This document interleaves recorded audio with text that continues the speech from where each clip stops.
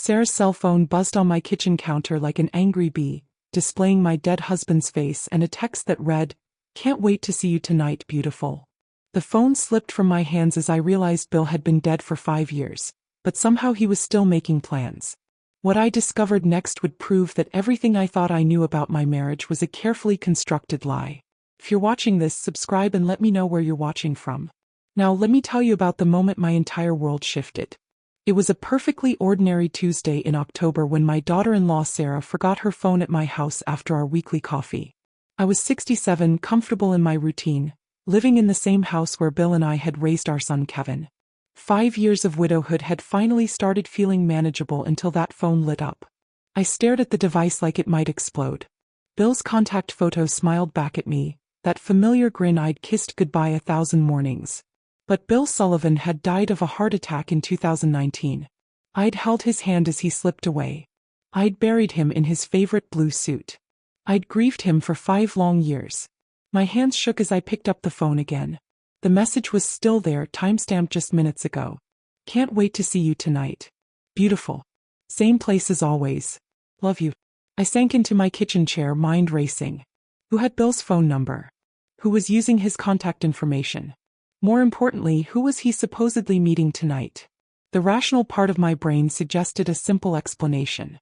Maybe Sarah had never deleted Bill's contact and someone with his old number was texting by mistake, but the message was too specific, too intimate. Same place as always. This wasn't a wrong number. I scrolled through Sarah's recent messages, feeling guilty but driven by a need to understand. Most were mundane family group texts, grocery lists, appointment reminders. But there, scattered throughout the past few months, were more messages from Bill Sullivan. "Missing you. Thursday works perfectly. Kevin's working late again. Love our secret time together." Each message hit me like a physical blow. These weren't random texts from a stranger. From someone was deliberately using my dead husband's contact information to communicate with my daughter-in-law. Someone who knew Kevin's schedule, knew about secret meetings, someone who called Sarah beautiful. The implications crashed over me in waves. Sarah was having an affair with someone pretending to be Bill, or worse, someone who'd been using Bill's identity for who knows how long. I thought about the past 5 years since Bill's death. How Sarah had been so supportive, so helpful during my grief. How she'd encouraged me to keep Bill's memory alive, to talk about him whenever I needed to. How she'd insisted on keeping some of his belongings for sentimental reasons. His phone. Sarah had asked for Bill's phone after the funeral. Said she wanted to preserve his voicemails, keep his contact information for the family. I thought it was sweet, a way to honor his memory. Now I wondered what she'd really wanted with that phone. Sarah worked part-time at a dental office, but she'd been coming home with expensive clothes, new jewelry, talking about spa days and lunch meetings. Kevin worked construction, good money, but not luxury lifestyle money. I'd assumed they were managing their finances well. Maybe Kevin had gotten raises I didn't know about. But those text messages painted a different picture. Secret meetings while Kevin worked. Someone calling her beautiful, telling her he loved her. Someone with access to Bill's contact information and enough knowledge of our family to make this charade work. My coffee had gone cold as I sat there processing this betrayal. Not just Sarah's affair, but the sick manipulation of using my dead husband's identity to cover it up. Every time I'd mourned Bill, every time I'd honored his memory, had she been laughing at my ignorance? The phone buzzed again. Another message from Bill. Running 5 minutes late. Traffic on Highway 6. Whoever Sarah was meeting was heading there right now. Same place as always. Where was always for Sarah and her mysterious lover. I grabbed my keys and handbag, surprising myself with my decisiveness. For 5 years I'd been the grieving widow, the helpful mother-in-law, the woman who accepted what she was told and didn't ask uncomfortable questions. But sitting in my kitchen holding evidence of such calculated cruelty, something inside me hardened. I was going to find out who was playing this sick game with my family. And when I did, they were going to learn that underestimating a 67-year-old widow had been their first mistake. I followed Sarah's usual route from my house toward downtown, my heart hammering against my ribs like a caged bird. In 42 years of marriage, I'd never followed anyone, never played detective, never imagined I'd be capable of such deception. But then again, I'd never imagined my daughter-in-law would use my dead husband's identity to cover an affair. The October afternoon was crisp, leaves crunching under my tires as I kept Sarah's silver Honda in sight. She drove confidently, no hesitation, taking familiar turns that suggested this journey was routine. 3 blocks from downtown, she pulled into the parking lot of Riverside Inn, a modest hotel that catered to business travelers and weekend getaways. I parked across the street behind a landscaping truck, feeling like a character in one of those crime shows Bill used to watch.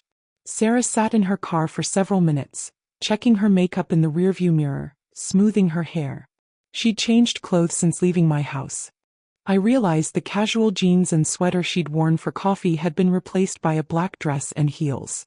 At 3:47 p.m., exactly when Bill had said he'd arrive, a dark blue sedan pulled up next to Sarah's car. My breath caught as I recognized the driver stepping out, Dr. Marcus Webb, Kevin's boss. Marcus was maybe 50, divorced, owned the construction company where my son had worked for 8 years. He'd been to our house for barbecues, Christmas parties, Kevin's birthday celebrations. He'd shaken my hand at Bill's funeral, and told me what a good man my husband had been. Now he was kissing my daughter-in-law in a hotel parking lot while my son believed his wife was running errands. They walked into the hotel together, Sarah's hand in Marcus, looking for all the world like any couple checking in for an afternoon tryst. Except one of them was married to Marcus' employee, and both of them were sick enough to use a dead man's phone number for their communications. I sat in my car for an hour watching the hotel entrance, trying to process what I'd witnessed. This wasn't a recent development. The text messages, the familiarity, the same place as always reference, all suggested this affair had been going on for months, maybe years. How long had they been making a fool of Kevin? How long had they been using Bill's memory as a cover for their betrayal? And more importantly, what was I going to do about it?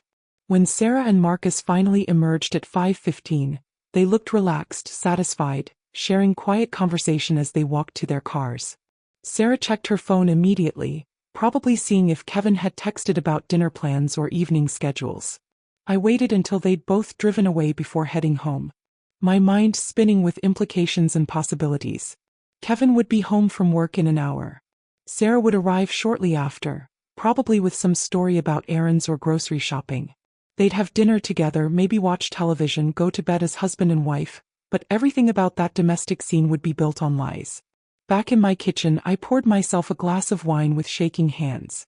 Bill's reading glasses still sat on the counter where he left them 5 years ago. His coffee mug still hung on its hook by the sink. I'd preserved his memory carefully, lovingly, keeping his presence alive in small ways that brought me comfort during the darkest days of grief. Sarah knew all of this.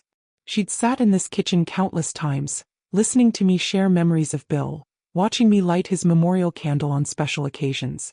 She'd encouraged my grief rituals, even suggested new ways to honor his memory, all while using his phone number to coordinate secret meetings with her lover. The manipulation was breathtaking in its cruelty. Not content with simply having an affair, she'd chosen to weaponize my love for Bill, turning his memory into a tool for deception. Every time I'd spoken his name with reverence, had she been fighting not to laugh? My wine tasted bitter as I considered my options. I could confront Sarah directly, demand an explanation, threaten to tell Kevin, but she'd had years to perfect her lies.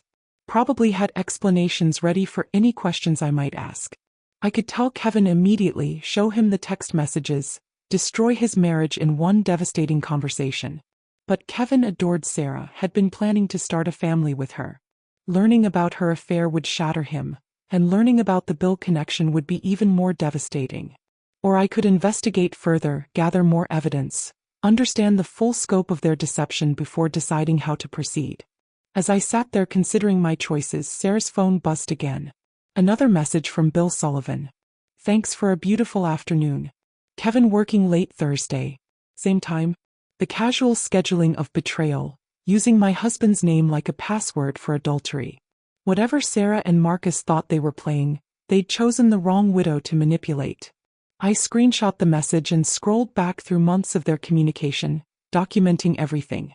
If I was going to expose this sick game, I needed to understand all the rules first.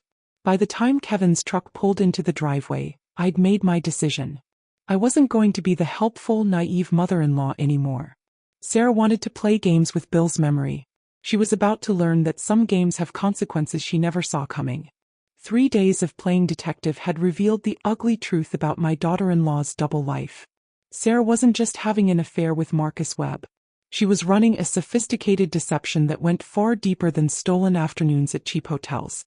And the more I discovered, the more certain I became that my son Kevin was walking blindly toward destruction.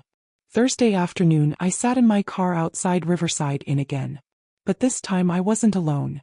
Rose Patterson, my neighbor and retired paralegal, had agreed to help me document what she called evidence gathering.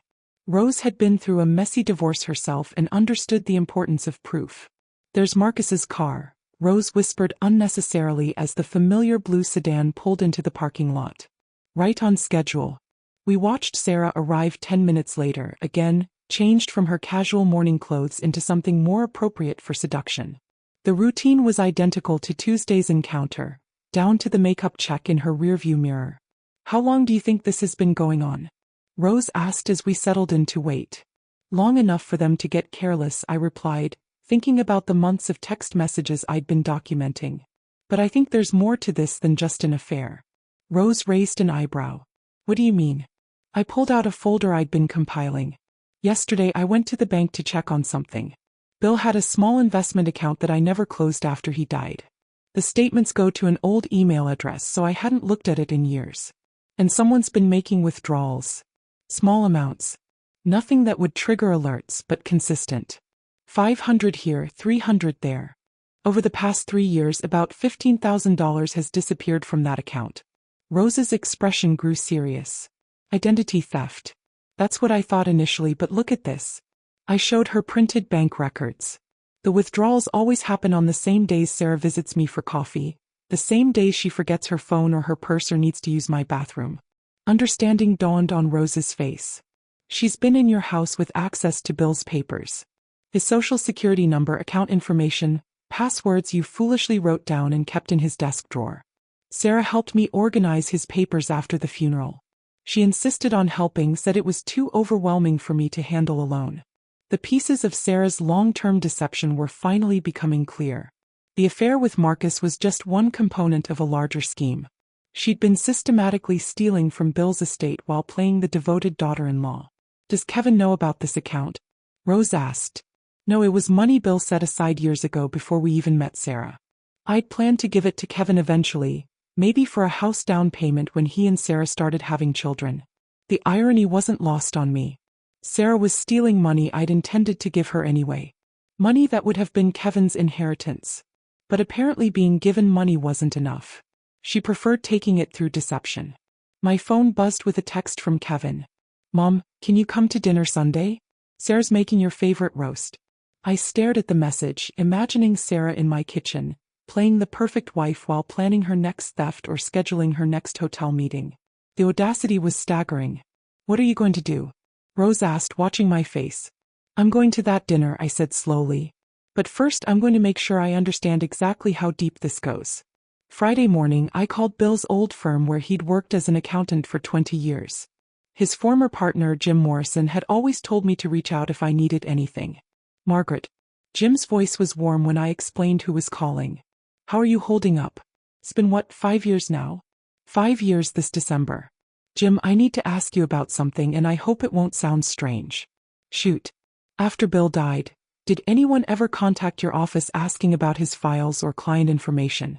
Anyone claiming to be family or saying they needed records for estate purposes?" There was a long pause. "Actually, yes. About 3 years ago, a young woman called saying she was your daughter-in-law and needed copies of some documents for tax purposes. She had all the right information, knew details about Bill's work, even knew his middle name and anniversary date." My stomach dropped. "Did you give her anything?" "She seemed legitimate. And she said you'd sent her because you were too overwhelmed to handle it yourself." "I sent her copies of his final tax returns, some investment account information." "Margaret, was that not okay?" "That woman has been stealing from Bill's accounts for years," I said quietly. "Jesus Christ, Margaret, I'm so sorry." He was very convincing. "Knew things only family would know. She learned those things by going through his personal papers in my house." "Jim, I need to know exactly what you sent her." The list was devastating. Tax returns showing hidden accounts, investment records with access codes, even copies of insurance policies Sarah could potentially claim against. She'd used my grief and trust to gain access to Bill's professional records, expanding her theft beyond what she could steal from my house. "We need to involve the police," Jim said when I finished explaining. "This is serious fraud. Margaret, identity theft, forgery, probably multiple felonies." "Not yet," I said. "I need to handle this my way first." Sunday dinner loomed ahead of me like a reckoning. Sarah would serve my favorite roast, probably using my mother's recipe that I'd shared with her years ago. Kevin would beam with pride at his wife's cooking, completely unaware that she'd been robbing his family for years. But this time I wouldn't be the grateful mother-in-law, thankful for inclusion in their domestic bliss. This time I'd be watching Sarah's performance with full knowledge of what she really was, and I'd be deciding exactly how to destroy her. Sunday dinner at Kevin and Sarah's house felt like attending my own wake. I sat at their dining room table, smiling politely as Sarah served her perfect roast, watching my son's face light up with marital pride, knowing that everything about this domestic scene was built on theft and betrayal. "This is delicious, sweetheart," Kevin told Sarah, squeezing her hand. "Mom, doesn't she make the best roast?" "Wonderful," I agreed, though the food tasted like cardboard.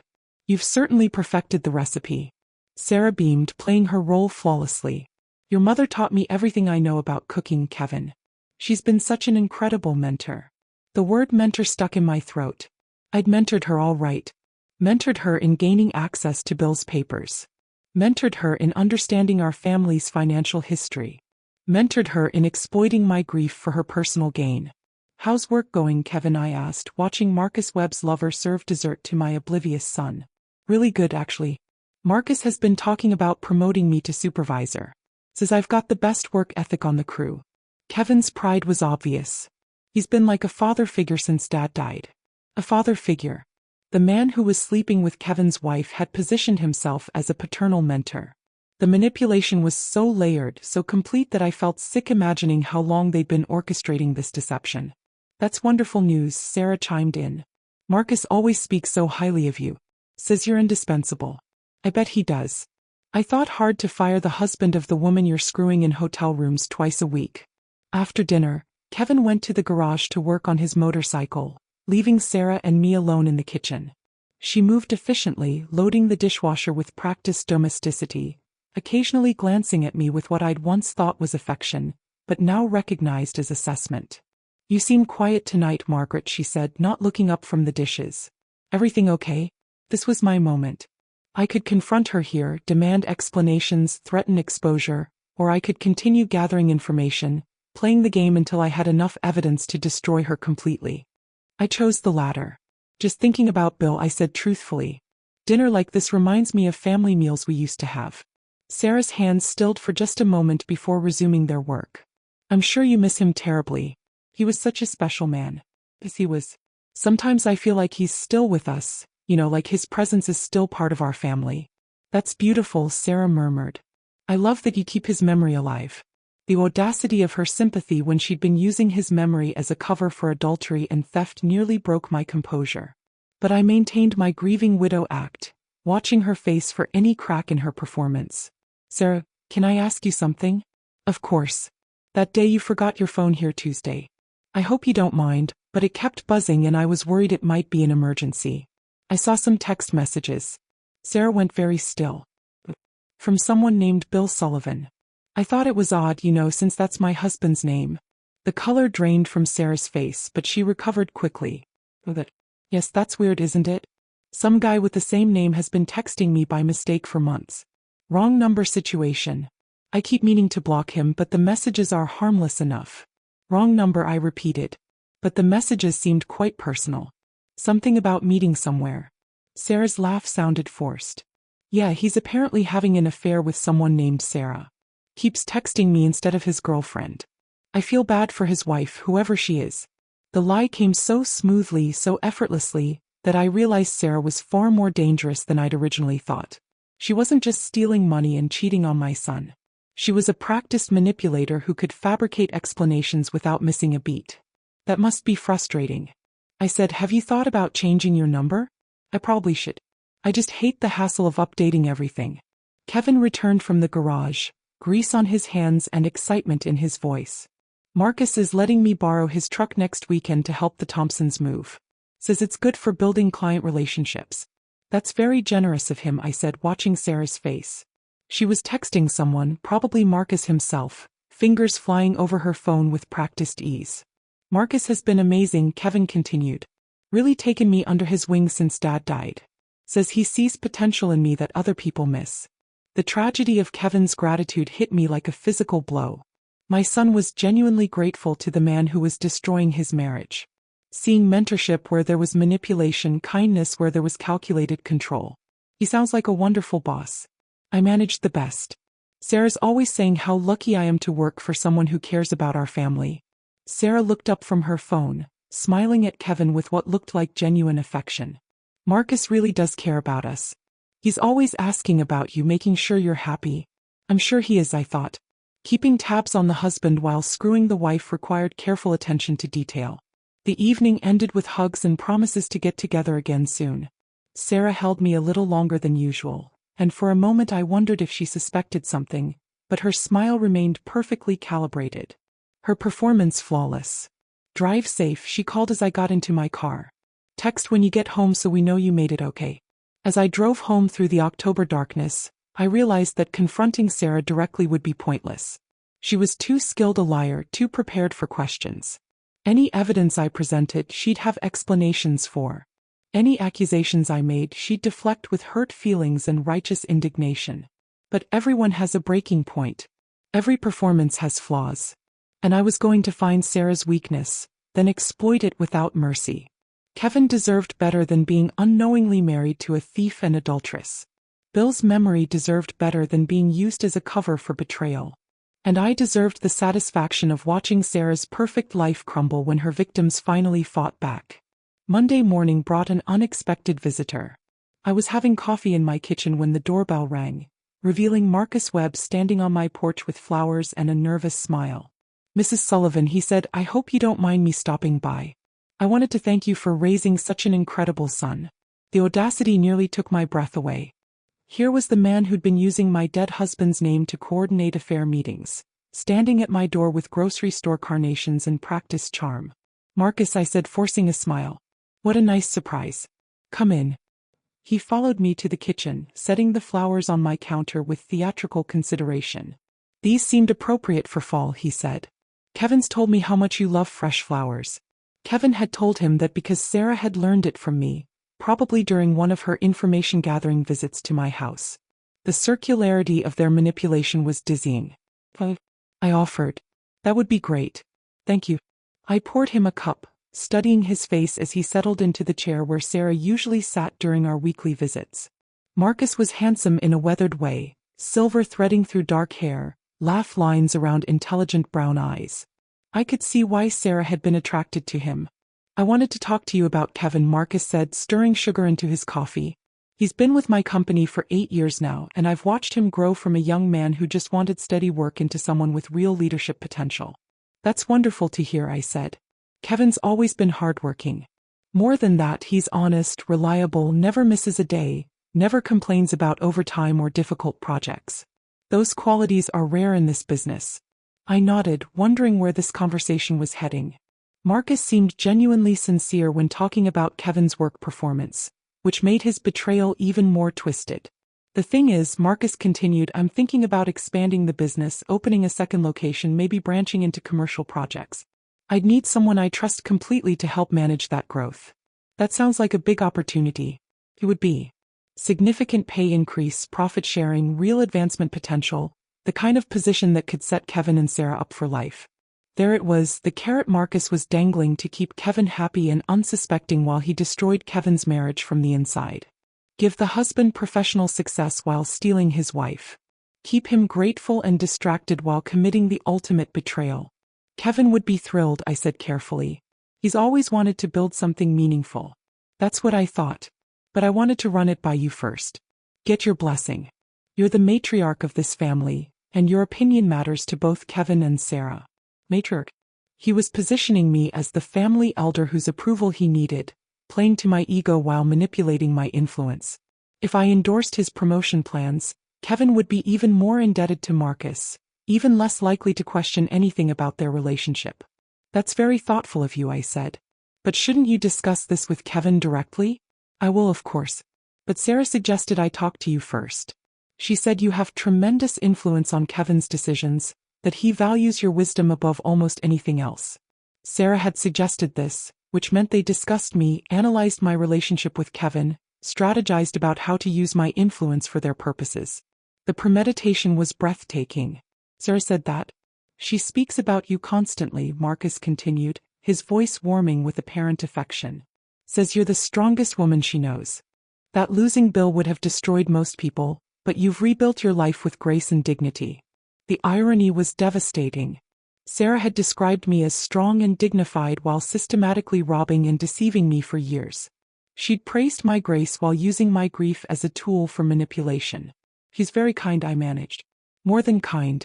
She loves you like her own mother. Always worrying about whether you're lonely, whether you need anything, whether Kevin and I are paying enough attention to your needs. My needs. While pretending to worry about my emotional well-being, Sarah had been stealing my husband's money and using his identity to cover her affair. The cruelty was so complete, so calculating that I felt momentarily dizzy with rage. We're very close, I said. It shows. Kevin's so lucky to have both of you in his life. A devoted wife and a loving mother who clearly raised him right. Marcus finished his coffee and stood checking his watch. I should get going. Job site calls. But I'm glad we had this conversation, Mrs. Sullivan. It means a lot to know you support Kevin's advancement. Of course, I said, walking him to the door. Kevin's happiness is all that matters to me. Mine too, Marcus said. And for a moment his expression seemed genuine. He's like the son I never had. After he left, I sat in my kitchen staring at the carnations he'd brought, trying to process what I'd witnessed. Marcus wasn't a cartoon villain gleefully destroying my family for sport. He seemed to genuinely care about Kevin's professional success, genuinely believe he was helping my son build a better future, which made his betrayal even more twisted. He was advancing Kevin's career while sleeping with Kevin's wife. He was playing mentor and father figure while committing the ultimate violation of trust. The cognitive dissonance required for such behavior suggested a level of self-deception that was almost pathological. But it also revealed something important. Marcus didn't see himself as the villain in this story. He'd rationalized his actions, convinced himself that he was helping Kevin even as he destroyed him. That self-justification might be his weakness. I spent the afternoon researching Marcus Webb's background using the internet skills my granddaughter had taught me. What I found painted a picture of a man with a pattern of complicated relationships.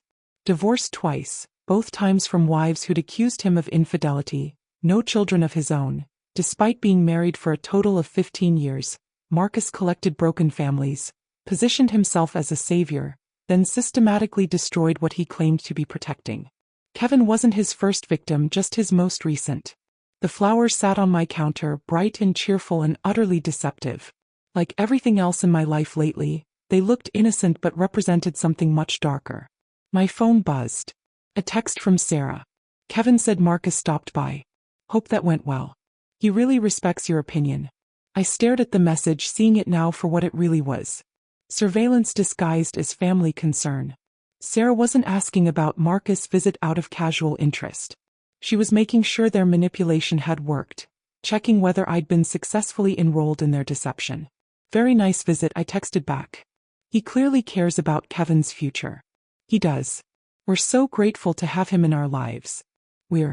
Sarah was speaking for herself and Kevin, but she meant herself and Marcus. They were grateful to have found another victim to exploit, another family to destroy while playing benefactor. But they'd made one crucial mistake. They'd assumed that a 67-year-old widow would be easy to manipulate, too grief-stricken and naive to see through their performance. They were about to learn how wrong they'd been. The breaking point came on Thursday afternoon when I decided to visit Sarah at her workplace. The dental office where she worked part-time was in a strip mall near the hospital, a small practice that specialized in routine cleanings and minor procedures. Mrs. Sullivan, the receptionist, a young woman named Amy, greeted me with genuine warmth. What a nice surprise. Are you here to see Sarah? If she's not too busy, I said. I was in the neighborhood and thought I'd say hello. She's just finishing with a patient. Should be free in about 10 minutes. Can I get you some coffee? I accepted the coffee and settled into the waiting room, surrounded by outdated magazines and cheerful dental hygiene posters. The normalcy of the setting felt surreal given what I knew about Sarah's double life. "Sarah's such a sweetheart," Amy continued, clearly comfortable chatting with patients' families. "We're all so happy she's found someone." My blood went cold. "Found someone?" Amy's face flushed. "Oh, I'm sorry. I shouldn't have. I assumed you knew about her boyfriend." "Boyfriend?" I kept my voice carefully neutral. "The older gentleman who picks her up sometimes. Very distinguished. Drives a nice car. She seems so happy when she's with him." "Marcus." He'd been picking Sarah up from work, probably taking her to lunch, maybe afternoon visits, and Sarah's coworkers knew about him, talked about him, saw him as her boyfriend rather than her husband's employer. "How long has she been seeing him?" I asked. Amy glanced around nervously, realizing she'd made a mistake. "I really shouldn't gossip about personal lives." "Of course not," I said quickly. "I just want Sarah to be happy." "About 6 months, I think, maybe longer. He sent flowers here once for her birthday. Beautiful arrangement. The card was signed Love Always M. 6 months. While Kevin had been planning their future, talking about starting a family, working overtime to save money for a house down payment, Sarah had been publicly dating his boss. Her coworkers knew, her friends probably knew. Everyone except Kevin. "Mrs. Sullivan." Sarah's voice made me turn. She stood in the doorway to the treatment area, her face a mask of professional composure, but I caught the flash of panic in her eyes. "What brings you here?" "I was running errands nearby," I said, standing to greet her. "Thought I'd say hello." "How thoughtful." "Amy, this is my mother-in-law I've told you about." Amy's face went from embarrassed to mortified as she realized the scope of her mistake. "Mrs. Sullivan, I'm so sorry. I didn't realize." "No need to apologize," I said gently. "You were just being friendly." Sarah's smile remained fixed, but her eyes were sharp with calculation. "Amy loves to chat with everyone. Gets a little carried away sometimes with office gossip." The warning in Sarah's voice was subtle but clear. Amy was being told to shut up about Sarah's personal life, and she understood perfectly. "Well," Sarah continued brightly, "I'm between patients right now. Would you like to see the office?" She led me on a brief tour, pointing out equipment and explaining procedures with nervous energy. Her colleagues were friendly but guarded now, clearly having received some signal about discretion. "So," Sarah said when we returned to the reception area, "what kind of errands brought you to this part of town?" The question sounded casual, but I recognized it as information gathering. Sarah wanted to know if my visit was truly coincidental or if I was investigating something. "Banking," I said. "Had to sort out some issues with Bill's old accounts." Sarah's face went very still. "Issues? Oh, you know how it is with estates. Sometimes things take years to resolve properly. The bank found some irregularities in the withdrawal patterns. Wanted me to verify certain transactions." It was a complete lie, but Sarah's reaction confirmed my suspicions. Her face went pale and she gripped the reception desk with white knuckles. "Irregularities?" she asked carefully. "Withdrawals that don't match my records. Small amounts over several years. The bank's fraud department wants to investigate. Make sure nobody's been accessing Bill's accounts inappropriately." Sarah's professional composure cracked slightly. "That sounds serious." "It could be. Identity theft is a federal crime, especially when it involves deceased persons' accounts. The penalties are quite severe from what I understand." "I'm sure it's just a clerical error," Sarah said quickly. "Banks make mistakes all the time." "Probably," I agreed. Though the investigator seemed confident they could trace the source of any unauthorized access. Said modern banking systems keep detailed records of everything.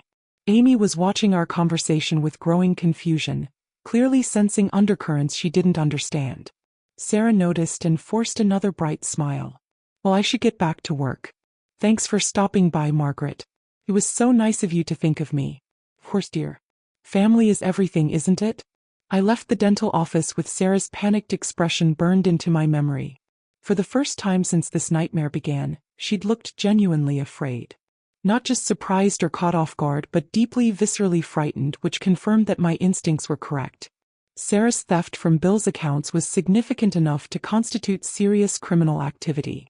Her affair with Marcus was just the surface of a much deeper deception. But more importantly, I'd learned that Sarah's secret relationship was an open secret among her coworkers, which meant other people had information that could be useful to me. I drove home planning my next move. Sarah was no longer in control of this situation, no longer managing all the variables in her elaborate deception. I'd introduced chaos into her carefully ordered lies. And chaos was exactly what I needed to bring her whole corrupt system crashing down. The game had changed, and Sarah was about to discover that she wasn't the only one who could play it. Friday morning brought a phone call that changed everything I thought I knew about Sarah's deception. Rose Patterson's voice was tight with excitement when she called at 7:30 a.m. "Margaret, you need to get over here right now. I've got something you're going to want to see." 20 minutes later, I sat in Rose's kitchen, staring at a manila folder thick with photographs and documents. Her nephew Danny worked as a process server and had connections throughout the county's legal system. "Danny did some digging like I asked," Rose explained. "Turns out your Sarah's been busy with more than just affairs and bank theft." The first photograph showed Sarah leaving a lawyer's office downtown, one that specialized in divorce proceedings. The second showed her meeting with a real estate agent outside Kevin and Sarah's house. "She filed preliminary divorce papers 3 weeks ago," Rose said, citing irreconcilable differences and requesting half of all marital assets plus spousal support. My stomach dropped. "But she and Kevin seem happy. He has no idea anything's wrong. That's the point. She's positioning herself for maximum financial advantage when she drops the bomb. Look at this." Rose spread out property assessment documents. "She's had the house appraised, inventoried all their joint assets, even had Kevin's tools and equipment evaluated. She's planning to take him for everything he's worth." The calculated nature of Sarah's long-term planning was breathtaking. While Kevin talked about starting a family and Marcus offered him promotions, Sarah was systematically preparing to destroy both their lives and walk away with maximum profit. "There's more," Rose continued. "Danny found court records from Oregon. Sarah was married before to a man named David Chin. Divorced him under similar circumstances after cleaning out their joint accounts. Sarah had done this before. She wasn't an opportunistic cheater who'd gotten in over her head. She was a professional predator who targeted stable men, gained their trust, then systematically looted their lives before disappearing." "What about the affair with Marcus?" "Exit strategy," Rose said grimly. Based on the timeline, she started sleeping with Marcus right after filing the divorce papers. She's using him as financial and emotional security while she destroys Kevin legally. The photographs continued to tell the story. Sarah meeting with private investigators, probably gathering evidence of Kevin's supposed shortcomings to use in divorce proceedings. Sarah at a bank different from their usual one, likely setting up accounts Kevin didn't know about. "She's been planning this for months," I whispered. "Longer. Danny thinks she married Kevin specifically to have a comfortable base while setting up her next score. The affair with Marcus wasn't passion. It was business. She needed his resources and connections to pull off the perfect divorce." My coffee had gone cold as I absorbed the scope of Sarah's deception. This wasn't about love or attraction or even greed in the traditional sense. Sarah was running a sophisticated long-term con using marriage as a cover for systematic financial exploitation. "We have to tell Kevin," I said. "With what proof?" "Everything Danny found is technically legal. Consulting divorce lawyers, getting property appraised, even having affairs, morally reprehensible but not criminal. The bank theft is criminal if you can prove it. Sarah's smart enough to have covered her tracks there. The withdrawals from Bill's account were small enough to avoid triggering automatic fraud alerts, and they happened over years. Any competent lawyer could argue mistaken access or claim you gave her permission." I stared at the photographs of Sarah's secret meetings, feeling helpless rage build in my chest. She'd played everyone perfectly, anticipated every possible complication, positioned herself to walk away wealthy while her victims were left devastated and broke. "There has to be something," I said. "Some mistake she made, some way to expose her." Rose gathered the documents back into the folder. "Maybe. But Margaret, you need to understand what you're up against. Sarah isn't some amateur having a midlife crisis. She's a professional who's done this before and perfected her methods. Then I'll have to get better at this game than she is." I spent the afternoon creating my own war plan. If Sarah wanted to play chess with people's lives, she was about to discover that a 67-year-old widow could be a formidable opponent. First, I called Jim Morrison at Bill's old accounting firm. "Jim, I need you to file a formal fraud report with the bank about those withdrawals from Bill's investment account. Include copies of everything you sent to the woman claiming to be my daughter-in-law." "Margaret, are you sure?" Once I file that report, there's no taking it back. The bank will investigate, possibly involve law enforcement. I'm sure Sarah's been stealing from my family for years. It's time she faced consequences. Next, I called Kevin's supervisor at the construction company where he worked before joining Marcus' firm. Tom, this is Margaret Sullivan, Kevin's mother. I need to ask you about something confidential. Of course, Mrs. Sullivan, how can I help? When Kevin left your company to work for Marcus Webb, did Marcus contact you directly about the hiring? There was a pause. Actually, yes. He called asking about Kevin's work history, his character, his family situation. Seemed very interested in Kevin's personal life. Asked specifically about his wife and home situation. What kind of questions? Whether Kevin was happily married, financially stable, had any personal problems that might affect his work performance. At the time I thought he was just being thorough. But looking back, the questions were oddly personal. Marcus had researched Kevin before hiring him, specifically investigating his marriage and financial stability. He hadn't just met Sarah and fallen into an affair. He'd targeted Kevin's family deliberately, chosen them as marks for whatever scheme he and Sarah were running. The pieces were falling into place with sickening clarity. Sarah and Marcus weren't just having an affair. They were business partners running a sophisticated marriage fraud operation. Sarah seduced and married targets while Marcus provided resources and cover. Then they systematically looted their victims before moving on to the next family.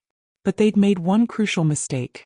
They'd assumed that Kevin's elderly mother would be irrelevant to their plans, too naive and grief-stricken to notice what was happening to her family.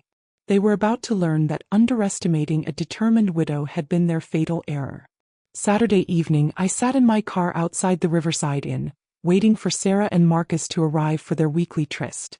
But this time I wasn't there to gather evidence. I was there to deliver a message.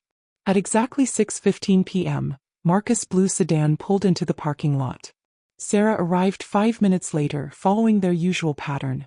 They met by the hotel entrance, shared their familiar kiss, and walked inside hand in hand. I gave them 30 minutes to get settled, then walked into the hotel lobby. The desk clerk, a bored-looking young man reading a paperback novel, barely glanced up when I approached. "Excuse me," I said. "I'm supposed to meet my daughter Sarah, but I seem to have lost her room number." "She's with a gentleman named Marcus." "Oh sure," the clerk said. "Room 237. Nice couple. They're here every week." Every week. Their affair was so routine that hotel staff recognized them as regulars. The casualness of their deception, the public nature of their private betrayal, made my anger burn even hotter. I took the elevator to the second floor and walked down the carpeted hallway until I found room 237. I could hear voices inside. Laughter, the clink of glasses. They were having drinks, celebrating another successful week of manipulating my son. I knocked firmly on the door. The voices inside went silent. After a long moment, Marcus's voice called out cautiously. "Yes. Marcus, it's Margaret Sullivan." "It's Margaret. We need to talk." The silence stretched longer this time. I could imagine the panic, the whispered conversation, the desperate search for explanations that might salvage their situation. The door opened just wide enough for Marcus to slip out into the hallway. He was disheveled, shirt partially unbuttoned, face flushed with alcohol and embarrassment. "Mrs. Sullivan," he said, pulling the door closed behind him. "This isn't what it looks like." "Really?" "Because it looks like you're having an affair with my son's wife in a hotel room you visit every week." Marcus's face went pale. "How did you know about this?" "Marcus, I've known for weeks. The question isn't what you're doing. It's what you plan to do about it." "Mrs. Sullivan, please let me explain." "Explain what?" "That you targeted my family specifically? That you researched Kevin before hiring him? Investigated his marriage, his finances, his personal vulnerabilities? That you and Sarah have been running a systematic fraud operation?" The color drained from Marcus's face completely. "I don't know what you're talking about." "Don't you?" "Because I've done my own research, Marcus, about your previous business partnerships, about Sarah's previous marriages, about the pattern of financial exploitation you two have perfected over the years." The hotel door opened behind Marcus, and Sarah emerged wearing a hotel robe, her face a mask of cold calculation. Gone was the sweet daughter-in-law persona, replaced by something much harder and more dangerous. "Margaret," she said, "this is awkward." "Not as awkward as it's going to get," I replied. "Since I've already filed fraud reports with the bank about Bill's stolen money, contacted divorce attorneys about your secret proceedings, and compiled evidence of your systematic deception. Sarah and Marcus exchanged glances. They were communicating silently, rapidly, calculating their options, probably deciding how to handle this threat to their operation. "What do you want?" Sarah asked finally. "I want you to disappear from my family's life, both of you. Cancel the divorce proceedings, end the affair, and get out of Kevin's life permanently." "And if we don't," Marcus asked, "then I go to Kevin with everything I know. Show him the photographs, the bank records, the evidence of your previous victims. Let him decide how to handle learning that his wife and his boss have been systematically destroying his life." "Kevin won't believe you," Sarah said. But her voice lacked conviction. "Maybe not initially, but the evidence is overwhelming, Sarah. Bank records showing your secret accounts. Your own divorce attorney's records." I pulled out my phone and showed them a photograph Rose had taken of them entering the hotel, plus surveillance evidence of your affair. "Kevin's going to have to believe something." They stood in the hotel hallway, two predators caught in the act, weighing their options. I could see them calculating whether they could salvage their plan or if they needed to cut their losses and run. "You have 48 hours, I said. "Either you disappear voluntarily or I destroy you publicly. Your choice." "Margaret," Sarah said, her voice taking on a pleading tone. "Kevin loves me. Even if you tell him everything, he'll forgive me. We can work through this. Maybe. But can you work through federal fraud charges? Because stealing from a deceased person's accounts is a serious crime, Sarah. And Marcus, your business licenses won't survive the scandal when your affair becomes public knowledge." The threat landed exactly as I'd intended. Marcus's construction company depended on reputation and client trust. A public affairs scandal, especially one involving employee exploitation, would destroy his professional credibility. 2 days, I repeated. Make your choice wisely. I walked back to the elevator, leaving them standing in the hallway, their perfect crime finally falling apart. For the first time in weeks, I felt like myself again. Not the grieving widow, not the naive mother-in-law, but the woman who'd raised a son alone and survived 42 years of marriage. Sarah and Marcus had underestimated me completely. They'd seen only what they wanted to see, an elderly woman too grief-stricken and trusting to recognize their manipulation. But I'd been learning their game, studying their methods, and now I was playing by rules they didn't understand. Rules where honor mattered more than profit, where family loyalty trumped personal advantage. They had 48 hours to decide whether they wanted to disappear quietly or be destroyed publicly. Either way, their reign of terror over my family was about to end. Sunday morning brought unexpected visitors. I was making breakfast when 3 cars pulled into my driveway. Kevin's truck, Marcus' sedan, and a vehicle I didn't recognize. Through my kitchen window, I watched Kevin get out looking confused and upset, followed by Marcus, Sarah, and a well-dressed woman carrying a briefcase. Sarah had decided to fight back. When Kevin knocked on my door, his face was a mixture of worry and bewilderment. "Mom, Sarah says you've been following her around town, making accusations about her and Marcus. What's going on?" Behind him, Sarah stood with tears streaming down her face, playing the role of wounded victim perfectly. Marcus looked appropriately concerned, and the woman with the briefcase watched everything with professional interest. "Come in," I said. "All of you." They crowded into my living room, an awkward assembly of accusers and accused. Sarah positioned herself next to Kevin, leaning into him for support while shooting me looks of hurt betrayal. Mrs. Sullivan, the woman with the briefcase, said, "I'm Jennifer Walsh, Sarah's attorney. My client tells me you've been harassing her with false accusations about financial crimes and personal misconduct. Is that what she told you?" I asked calmly. "She says you've been following her to her workplace, making threatening phone calls and spreading malicious rumors about her marriage." Kevin looked stricken. "Mom, is this true? Have you been spying on Sarah?" "I've been protecting you," I said. "But yes, I've been investigating Sarah's activities." "Investigating?" Kevin's voice cracked. "Mom, what are you talking about?" Sarah squeezed his hand, tears still flowing. "Kevin, I think your mother might be having some kind of breakdown. Since your father died, she's become obsessed with the idea that people are trying to hurt your family." The performance was masterful. Sarah had positioned herself as the concerned daughter-in-law, worried about her mother-in-law's mental health, while I looked like a paranoid elderly woman making wild accusations. Mrs. Sullivan, Jennifer Walsh, continued. "Harassment of my client needs to stop immediately. We're prepared to seek a restraining order if necessary." Really? I said, based on what evidence? Witness testimony from her coworkers about your unexpected visit to her workplace where you made threatening statements about bank fraud investigations. Sarah had prepared for this confrontation, built a legal strategy around portraying me as an unhinged elderly woman. She'd anticipated my moves and had counter-moves ready. But she'd made one crucial mistake. She'd brought this fight to my house. Kevin, I said, before we go any further, I want you to understand something. Everything I'm about to show you, I wish I didn't have to, but you deserve to know the truth about your marriage. Mom, please don't do this, Kevin said. Whatever you think you know. I know that Sarah's been stealing money from your father's bank accounts for 3 years. I know that she's been having an affair with Marcus for 6 months, and I know that she's filed for divorce and is planning to take you for everything you're worth. The room went silent.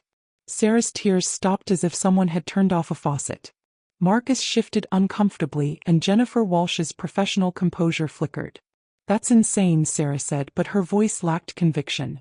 I walked to my dining room table and retrieved the folder of evidence Rose had compiled. Kevin, I have bank records showing unauthorized withdrawals from Bill's investment account.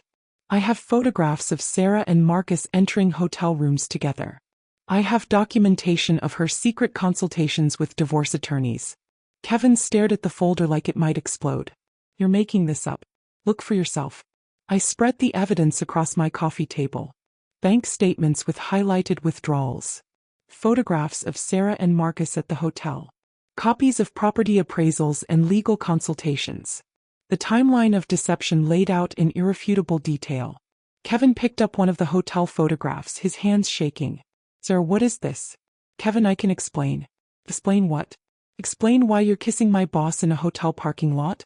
Sarah's mask finally slipped completely. The tears, the victim act, the concerned daughter-in-law performance all fell away, replaced by cold calculation. You want the truth, Kevin? Fine. Yes, I've been seeing Marcus. Yes, I consulted divorce attorneys. Yes, I accessed some of your father's old accounts. She stood up, straightening her shoulders. Your marriage was suffocating me. Your family was suffocating me. I needed something more. Kevin looked like he'd been physically struck. 3 years, Sarah. We've been married 3 years and you've been planning to leave me the whole time. Not the whole time. But Kevin, you have to understand. I have needs you can't meet. Financial needs, emotional needs, intellectual needs. So, you decided to steal from my dead father and sleep with my boss. Marcus finally spoke up. Kevin, it wasn't supposed to happen this way. Sarah and I, we tried to fight it. But sometimes these things, just shut up, Kevin said. His voice deadly quiet. Just shut up, Marcus. Jennifer Walsh was packing up her briefcase, clearly recognizing that her client's legal strategy had just collapsed.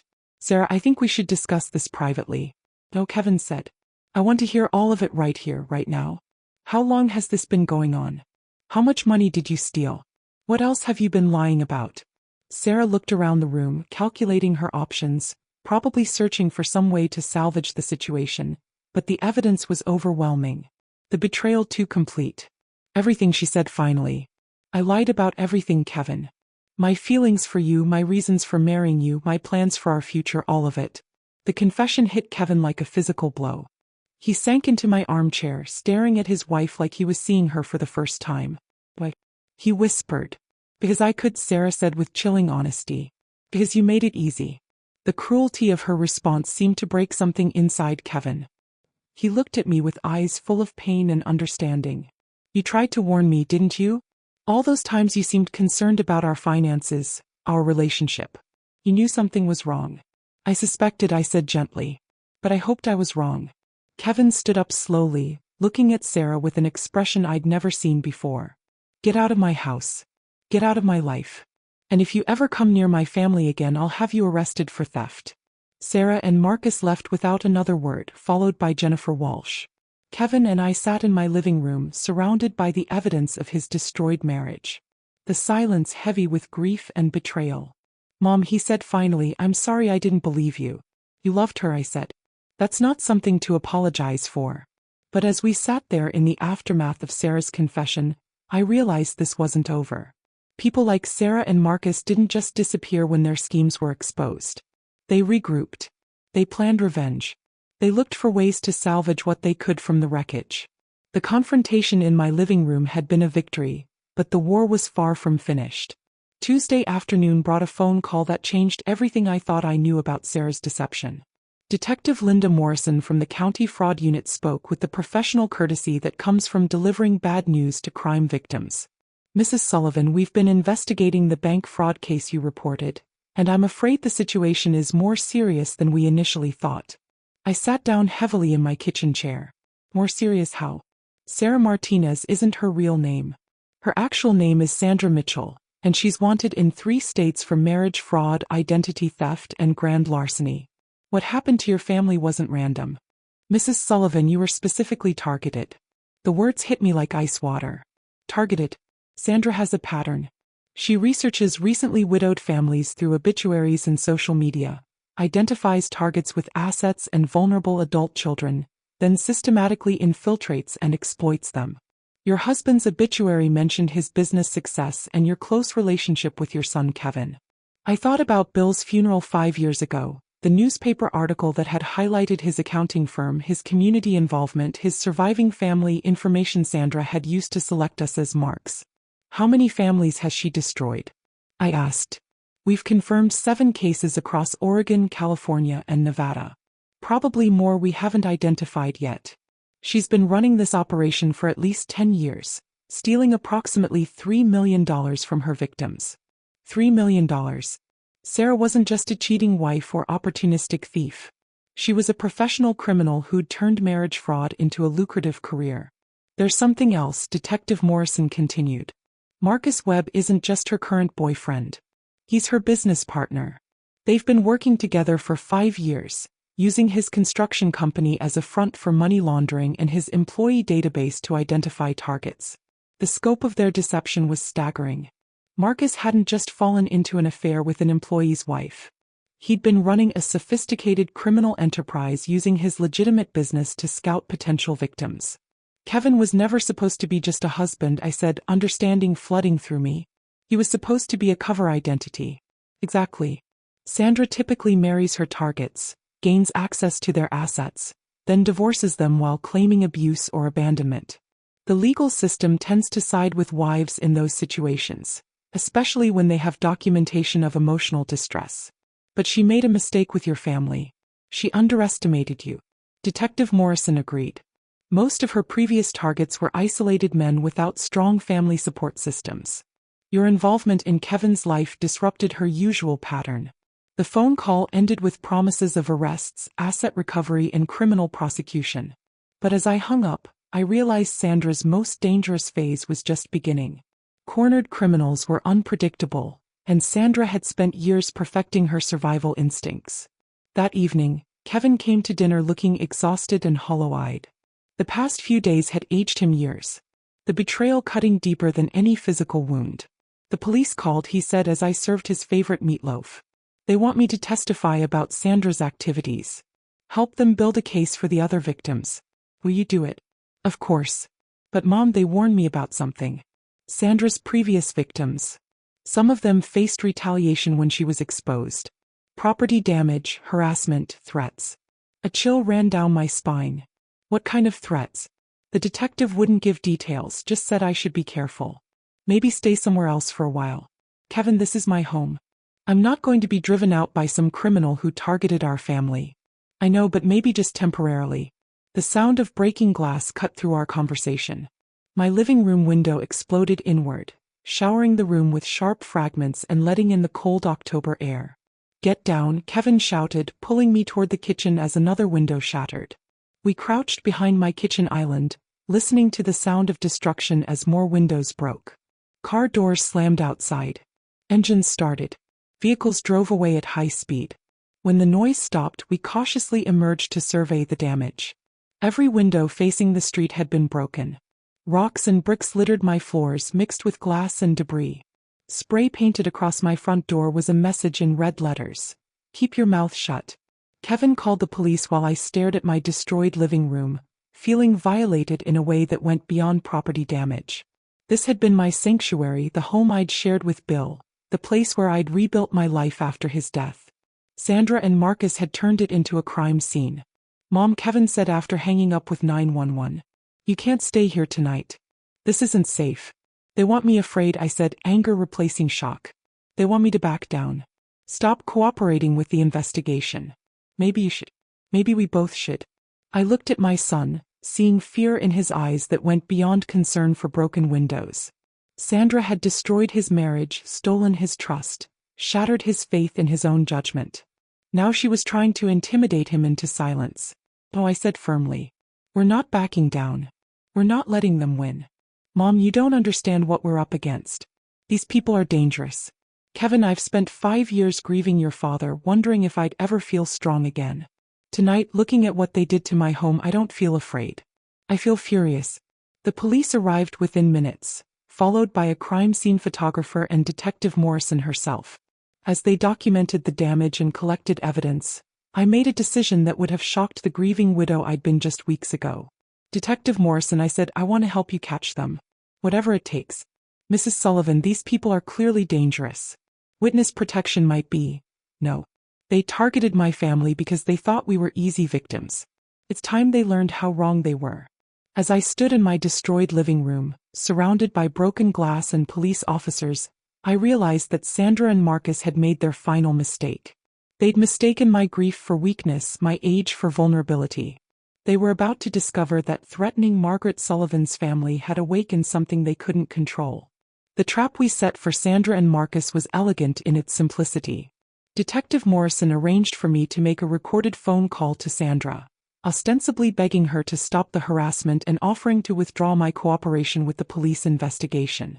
Sandra, I said when she answered, my voice carefully trembling with fear. Please, we need to talk. What you did to my house, I can't take any more of this. Margaret, Sandra's voice was cold, triumphant. I was wondering when you'd come to your senses.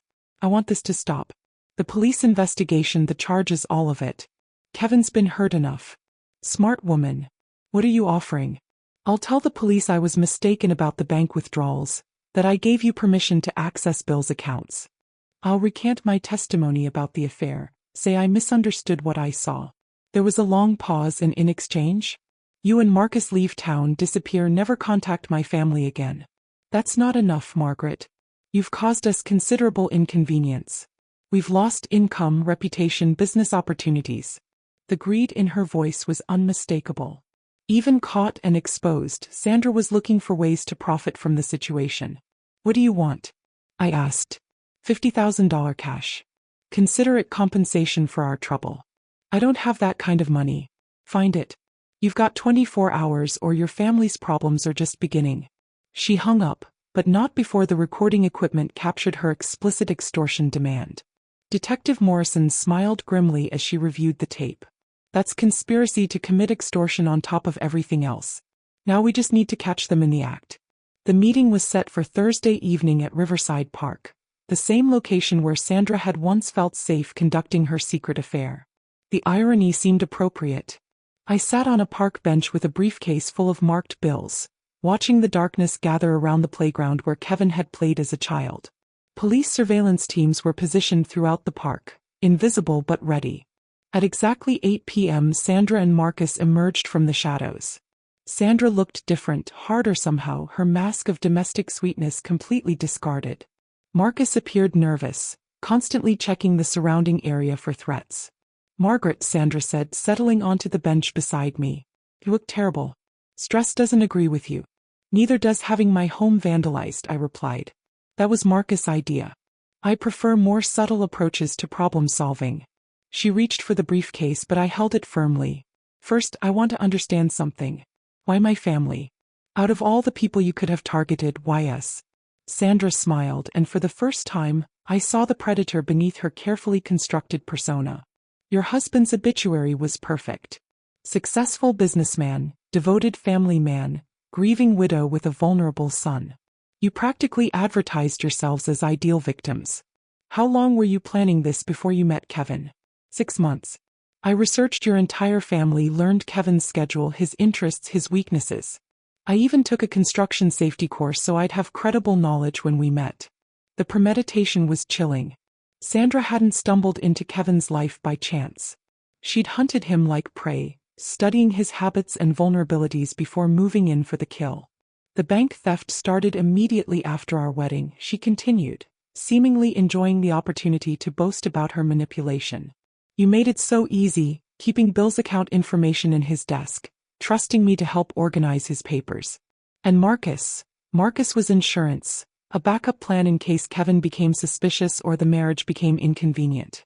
Plus, he had access to other potential targets through his business. Marcus shifted uncomfortably. Sandra, we should go. This feels wrong. Relax, Sandra said. Margaret's not stupid enough to involve the police. She knows what happens to families who cross us. That was her final mistake. The casual threat delivered with such confidence provided the last piece of evidence Detective Morrison needed. Police officers emerged from the shadows surrounding the bench before Sandra and Marcus could react. Detective Morrison stepped into the circle of light, badge clearly visible. Sandra Mitchell, Marcus Webb, you're under arrest for conspiracy to commit extortion, fraud, identity theft, and grand larceny. Sandra's expression shifted through surprise, anger, and calculation in rapid succession. Even handcuffed, she was looking for angles, searching for ways to manipulate the situation. This is entrapment, she said as officers read her rights. My lawyer will have these charges dismissed within a week. Your lawyer will be busy, Detective Morrison replied. We've connected you to frauds in 7 states, Sandra. You're looking at decades in federal prison. As they led Sandra and Marcus away, she turned back to me with pure hatred in her eyes. This isn't over, Margaret. No, I said calmly. This is over, and your friends can find me at the same address where you found me. I'm not hiding from people like you anymore. 6 months later, I sat in a federal courtroom watching Sandra Mitchell receive a 25-year sentence for her crimes. Marcus Webb had pleaded guilty in exchange for testifying against her, receiving 10 years for his cooperation. Kevin sat beside me holding hands with Lisa, a teacher he'd met at a community college photography class. The healing had been slow, but he was rebuilding his life with someone genuine, someone who loved him without agenda or calculation. Thank you, he whispered as the judge delivered Sandra's sentence. For what? For not giving up on me. For fighting when I couldn't. I squeezed his hand, thinking about the woman I'd been before Sandra entered our lives. Grief-stricken, passive, content to exist on the margins of other people's decisions. That woman was gone, replaced by someone stronger, someone who understood that love sometimes requires fighting dirty. That family protection demands whatever weapons you can find. Sandra had targeted us because she thought we were weak. Thought grief and age made us easy victims. She'd learned too late that underestimating a mother's love had been her fatal mistake. As we left the courthouse together, Kevin, Lisa, and I walked into a future built on truth instead of deception, love instead of manipulation. It was exactly what Bill would have wanted for us, and exactly what Sandra had never understood about the family she tried to destroy. Some bonds can't be broken no matter how carefully you plan their destruction. Thanks for listening. Don't forget to subscribe and feel free to share your story in the comments. Echoes of Truth matters.